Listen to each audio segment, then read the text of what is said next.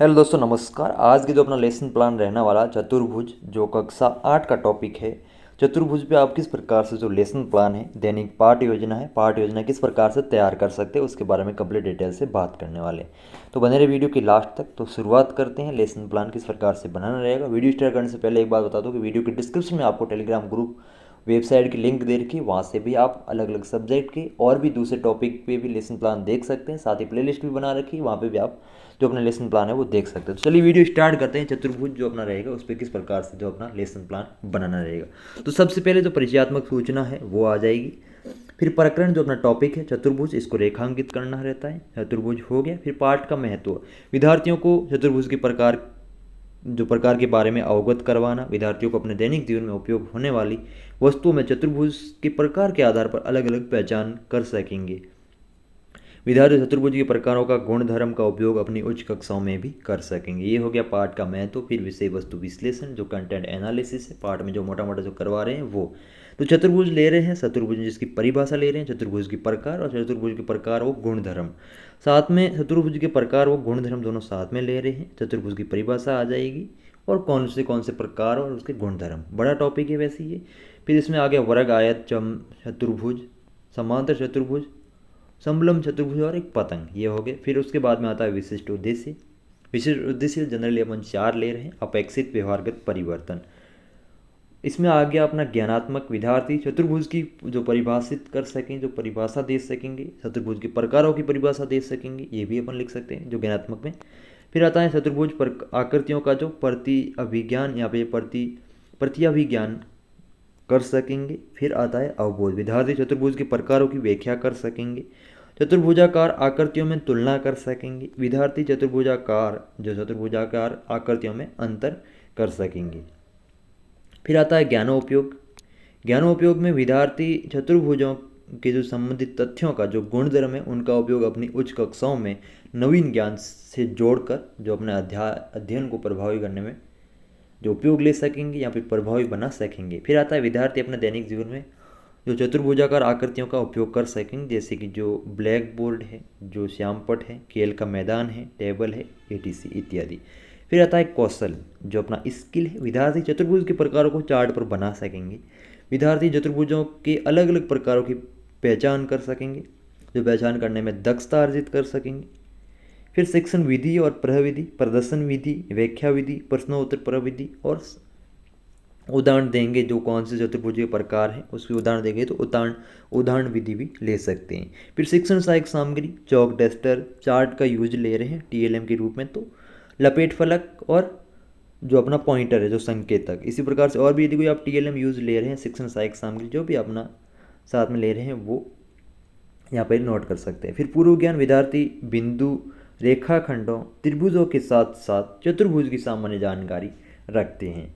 पूर्व ज्ञान के बाद जो अपना प्रस्तावना जिस भी माध्यम से कर रहे हैं वो छात्र अध्यापक जो प्रश्नोत्तर वो प्रदर्शन के माध्यम से प्रस्तावना करेगा। फिर नेक्स्ट आता है जो प्रस्तावना में जो अपनी यहाँ पे सारणी बनती है, क्रम संख्या, छात्र अध्यापक, यहाँ पे छात्र अध्यापिका है, छात्र अध्यापिका, क्रिया, फिर आ जाएगी छात्र क्रिया। श्यामपट पर प्रदर्शित जो पहले बिंदु आकृति बनाता है, कि फिर सवाल किया जाता है कि किसकी आकृति है, तो बिंदु। दो बिंदुओं को जो रेखा है, जो सरल रेखा मिलाने वाले आकृति क्या कहलाती है, रेखाखंड। फिर 3 बिंदुओं को मिलाकर बनी बंद आकृति क्या कहलाती है, चतुर्भुज। इसी तरह 4 बिंदुओं से जो 4 रेखाखंड से जो रेखाखंड से बनी बंद आकृति को क्या कहते हैं, या मिलाकर बनी आकृति क्या कहलाती है, तो संभावित उत्तर। फिर उद्देश्य कथन। बच्चों, आज हम चतुर्भुज के प्रकारों के बारे में विस्तार पूर्वक अध्ययन करेंगे। प्रस्तुतिकरण में जो अपनी सारणी बनेगी जिसमें शिक्षण बिंदु जो अपना टीचिंग पॉइंट है, छात्र अध्यापक या छात्र अध्यापिका क्रिया, छात्र क्रिया, श्यामपट जो कार्य है, ब्लैक बोर्ड वर्क, वो आ जाएगा। शिक्षण बिंदु सबसे पहले ले रहे हैं चतुर्भुज, और फिर यहाँ पे विकासात्मक प्रश्न कह सकते हैं, यहाँ पे चर्चा के प्रश्न कह सकते हैं। 3 भुजाओं से घिरीबंद आकृति क्या कहलाती है, त्रिभुज। 4 भुजाओं से घिरीबंद आकृति क्या कहलाती है, तो ये संभावित उत्तर आ गया। स्पष्टीकरण होगा कि चतुर्भुज अर्थात यहाँ पे जो सबसे भी पता करते हैं कि चतुर यानी कि 4, जो चतुर प्लस भुज अर्थात 4 भुजा यहाँ पे रेखाखंडों से बनी बंद आकृति चतुर्भुज कहलाती है। छात्र क्रिया में आ जाएगा विद्यार्थी श्यामपट्ट कार्य को अपनी उत्तर पुस्तिका में लिखेंगे और श्यामपट्ट पे जो कार्य किया जा रहा है वो यहाँ पे आ जाएगा।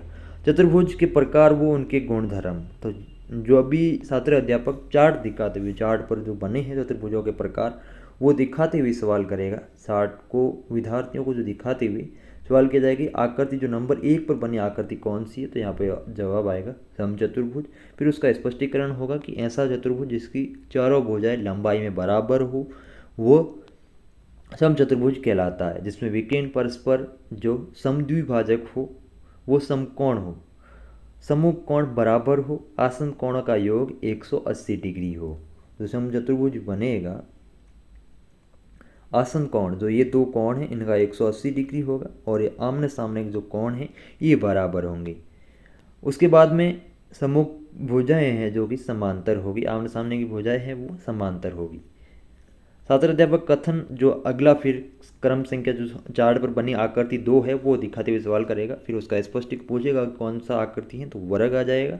फिर वर्ग का स्पष्टीकरण कि ऐसा चतुर्भुज, अब चतुर्भुज ऐसा जिसमें सभी भुजाएं बराबर हो, वो प्रत्येक कोण 90 डिग्री हो, वो वर्ग कहलाता है। यहाँ पर इसमें ऐसा भी कह सकते हैं कि वो समचतुर्भुज, समचतुर्भुज यानी कि 4 भुजाएं बराबर, ऐसा समचतुर्भुज जिसमें प्रत्येक कोण समकोण हो, वो आ गया वर्ग। विकीर्ण परस्पर समद्विभाजित होंगे तथा लंबवत होंगे, विकीर्ण बराबर होंगे।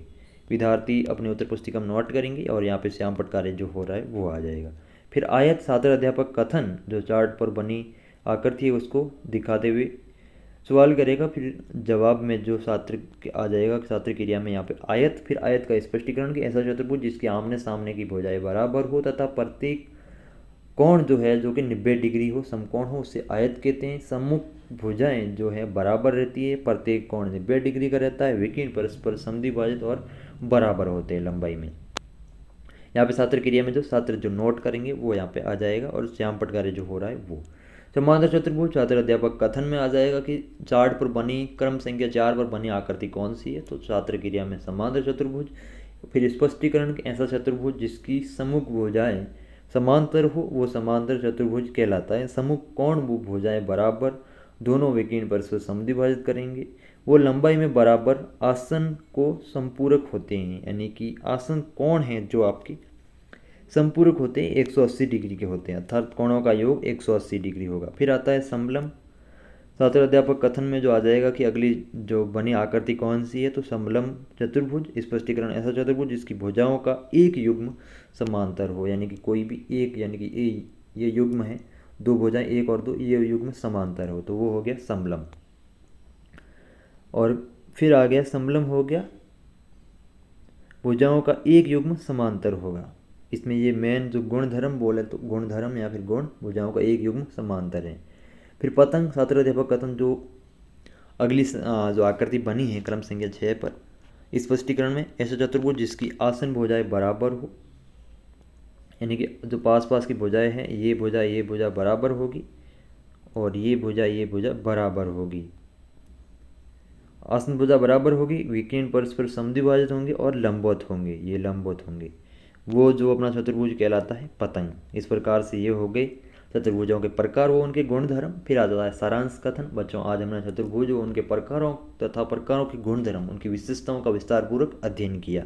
मूल्यांकन प्रश्न में MCQ क्वेश्चन और जो अपने वेरी शॉर्ट क्वेश्चन और शॉर्ट क्वेश्चन। यहाँ पे MCQ क्वेश्चन बना जो वर्ग आयत को परिभाषित कीजिए और वर्ग समांतर चतुर्भुज की विशेषताओं में तुलना कीजिए। दैनिक जीवन में उपयोग आने वाले आयताकार वस्तुओं का उदाहरण दीजिए। वस्तुनिष्ठ प्रश्न जो सत्य और असत्य में कर सकते हैं। वर्ग एक आयत होता है, सत्य और असत्य। आयत एक समांतर चतुर्भुज होता है, सत्य असत्य। वर्ग एक समलम जो समचतुर्भुज नहीं होता है, सत्य वो असत्य बताना है। फिर गृह कार्य में भी, गृह कार्य में वैसे ये नहीं लेने होते हैं। गृह कार्यापन में जो निम्नात्मक क्वेश्चन या फिर लघुतरात्मक क्वेश्चन ही शामिल की जाते हैं, तो यहाँ से आप देख सकते हैं। समांतर चतुर्भुज किसे कहते हैं? समचतुर्भुज व समांतर चतुर्भुज में अंतर कीजिए। चतुर्भुज के प्रकारों का चित्र बनाते हुए उसका वर्गीकरण कीजिए।